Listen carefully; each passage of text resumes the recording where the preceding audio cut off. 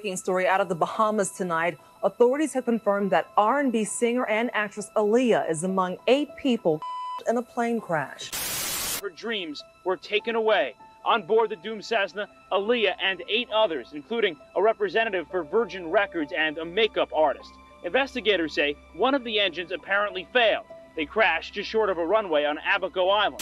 The very first thing I did was kneel down next to pretty much each one of them, one by one, and just kind of sat there and talked to them for a couple of minutes. Like, you know, my first thing is like, I'm so sorry this happened to you. The National Transportation Safety Board says investigators have found no sign of mechanical failure, but they have confirmed that the plane was substantially overweight when it took off. What y'all think about Aaliyah death? Y'all think it was like fake, or like what y'all think about it? The pilot was a crackhead, a former crackhead, and even he, the crackhead, didn't want to go along with it, but he was told that he had to. Luis Morales III was recently charged for possession and may not have been authorized to fly that plane.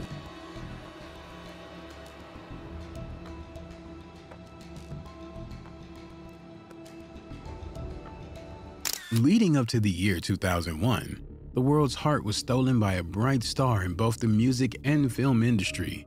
At 22 years of age, Aaliyah Dana Houghton was not only an actress who starred alongside the legendary Jet Li and DMX in the film Romeo Must Die, but she also earned the name the Queen of Urban Pop for her mesmerizing vocals, trendy style. I never heard nobody ever call her that. I'm just saying, no disrespect, but I never heard that before. And versatile talent. She was already earning awards and breaking records as a female in the industry and was on her way to surely continuing dominating with her talent. But her life would begin on a path to a fatal decline as the year progressed. The events were set in motion the moment she decided to shoot a music video for her hit single, Rock the Boat. Around August 21st, 2001, she would make an appearance on BET's 106 in Park. And we need a resolution. Did so good on the countdown. Then we gotta know what the next video is, and I hope you're saying it's a song I love. Yes, it's Rock the Boat. Yes, it's Rock the Boat. Yeah. Now when can we expect that?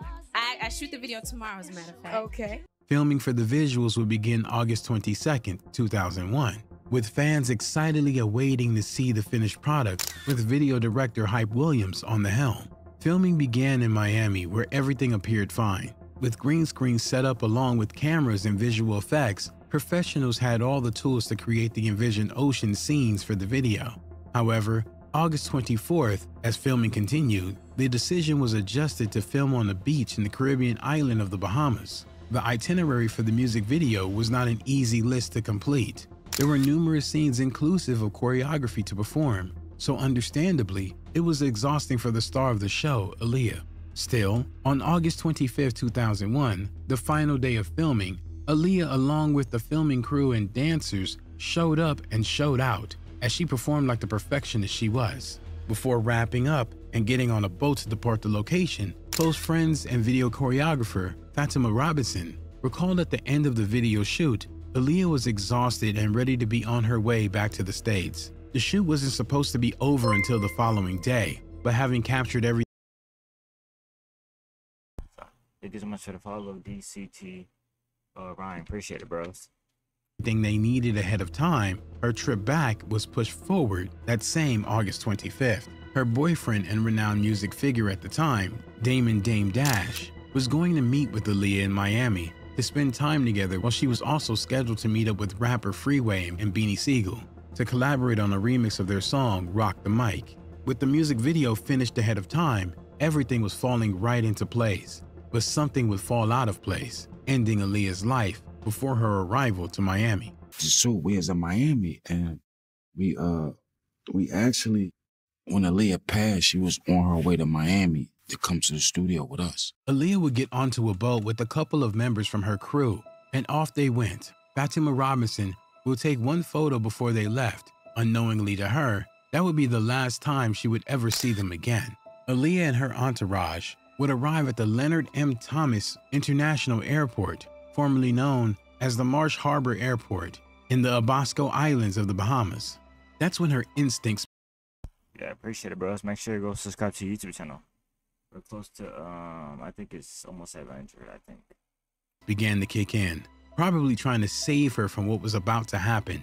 Aaliyah would message her boyfriend Dame, informing him she wasn't comfortable flying on the plane that was charted, as it was the smaller model Cessna 402, as compared to the aircraft which brought them a safe arrival to the Bahamas. When she actually was saw the plane, she, we had the Blackberries, and she said, "I don't like this plane." And I was like, "Well, don't get on it." And she was like, "Well, I got to because I got work to do." According to later information, celebrity musician Lenny Kravitz would offer Aaliyah his jet for the trip, but it was allegedly taken by Hype Williams, leaving Aaliyah to battle with her fears of traveling on the Cessna 402B. But what I was really more tight about was that I had heard that Lenny Kravitz had offered her a jet and that Hype had took the jet. So that's what really pissed me off about the situation when I heard about that. At this point, Aaliyah made her feelings about the plane known, questioning the capacity of the plane to house both the crew along with luggage and camera equipment. This sentiment was supported by the pilot of the plane, Luis Morales, who explained that the plane would be overweight given the collective weight of everyone and everything to be placed on board. At this juncture, it was the crucial deciding moment on whether Aaliyah and everyone boarding the plane would live or die. Aaliyah, not letting her feelings about flying on the plane be quelled, allegedly decided to return to the back of the taxi van, complaining of a headache, and fell asleep while her team was left to deal with the flight issue.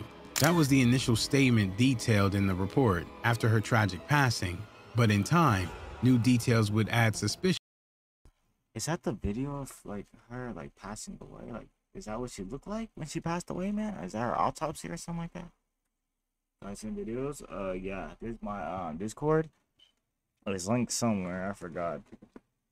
But I think it's linked to my tab or something. So just go to that. And you should be able to find it. And I'll react to it. So yeah. To the events that took place. These details would be expressed by a then 13-year-old eyewitness in the written biography, Baby Girl, better known as Aaliyah, by journalist and author Kathy Landoli. In the book, and in since deleted video of his recollection of what happened to Aaliyah, the boy by the name of Kingsley Russell, whose family ran a taxi and hospitality business in the area, stated that Aaliyah was against going on the plane, and what was even more shocking was that he claimed Aaliyah was given a pill by her team to sedate her. I don't got Discord. Do you got Instagram or something like that? Or Twitter or something? And she was carried onto the plane involuntarily as she was still unconscious. Ultimately, the decision would be on the pilot to call off the flight. He was also in support of not flying according to reports because he knew the plane wasn't built to hold that level of capacity. But for some reason, Aaliyah, along with her entourage and the pilot, took to the skies. That decision by the pilot to continue with the flight even due to the overweight concerns was the wrong one. Shortly after taking off from the runway, the plane elevated to a height between 60 to 100 feet before the consequences became painstakingly apparent and the plane plummeted to the ground, crashing in a fiery blaze. Good evening. Thanks for joining us. A breaking story out of the Bahamas tonight. Authorities have confirmed that R&B singer and actress Aaliyah is among 8 people in a plane crash. Yeah, the plane crashed as it tried to take off from the island of Abaco in the Bahamas. 9 people, all Americans, were on board that plane. Claude Sawyer, a 26-year-old charter pilot operating machinery close to the site, described seeing the plane go up, then tilt to the left and nosed in.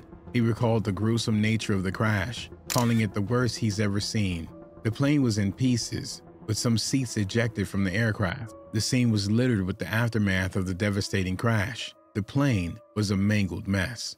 The question burning on the minds of onlookers was there any survivors? Would a miracle save the young superstar from the tragedy that just struck? Rushing over to the scene, persons like the first responder, Earl Thurston, would inform reporters when he made it to the scene of the crash, there were originally 3 persons still alive.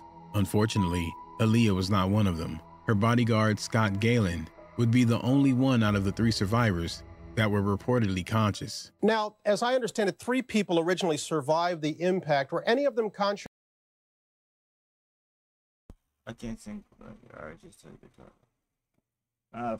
bro, just said it. Like, do you have Instagram or like Twitter or something like that? Because if you send it on here, I'm not going to be able to see it. And I already have a playlist full of stuff I'm reacting to. So just do like that. Just send it on Instagram or something like that. Just when you arrived on the scene?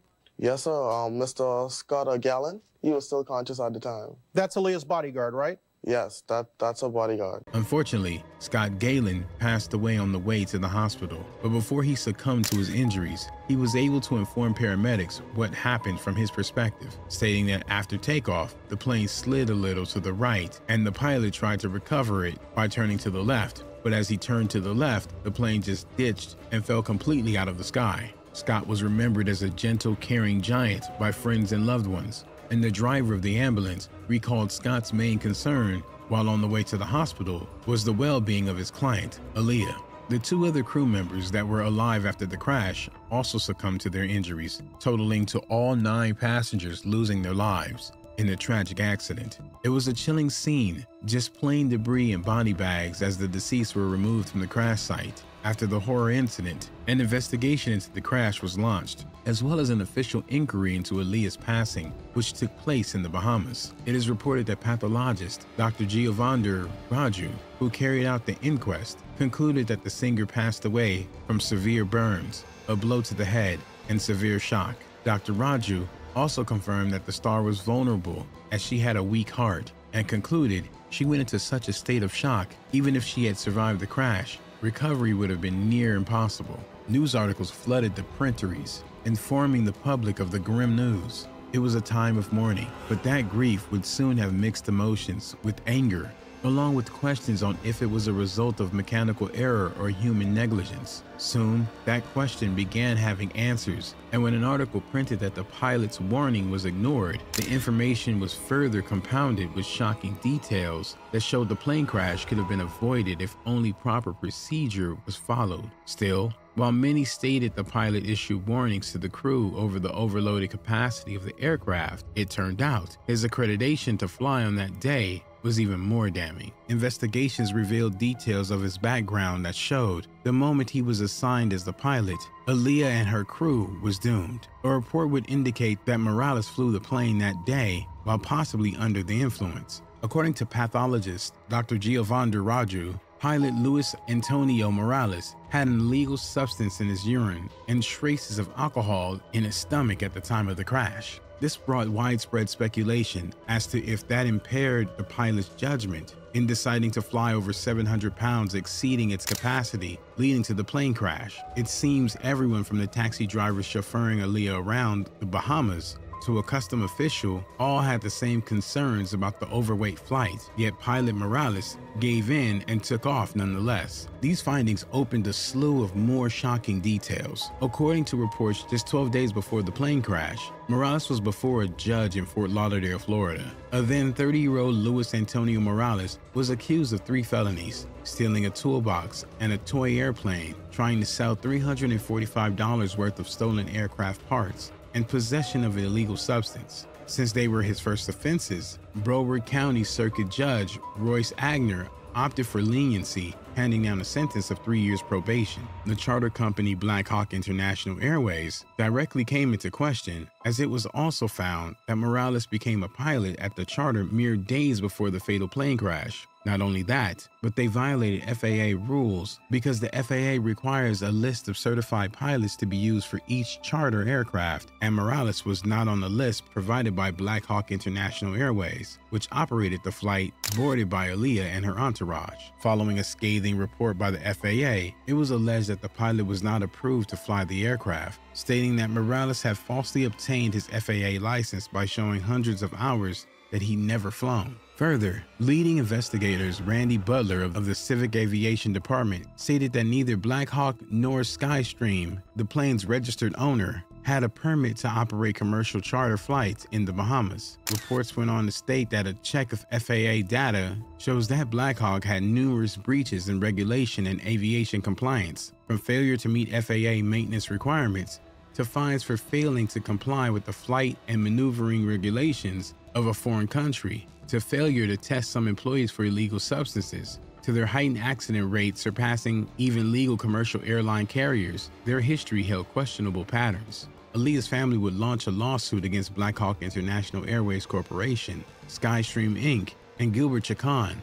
along with flight broker Atlantic Flight Group, and in 2003 would settle for an undisclosed amount. To this day, speculations still linger about Aaliyah's death not being an accident, but planned, giving the allegation of her being sedated when carried onto the plane. Fingers were pointed to her aunt. Everybody gets on saying that though, that like it might be like a planned killing or something like that, but that's just life, man. R.I.P. to Aaliyah. Entourage, her boyfriend Damon Dash, Jay-Z, and even her own family, especially her uncle Barry Hankerson, who founded Blackground Records, to which Aaliyah was signed. An associate by the name of OG Pyru, Ayatollah Marv. When Aaliyah dies, I was with Barry when Aaliyah died for a wrongful death. He got paid $90 million for her death. Aaliyah was something $90 million, dude. That is crazy. You have to follow me back before I continue messages. All right, well, I'll check it after the stream. I got you. Special. What I want my legacy to be, you know, what I want people to say when I'm long gone. I want people to look at me as a full-on entertainer.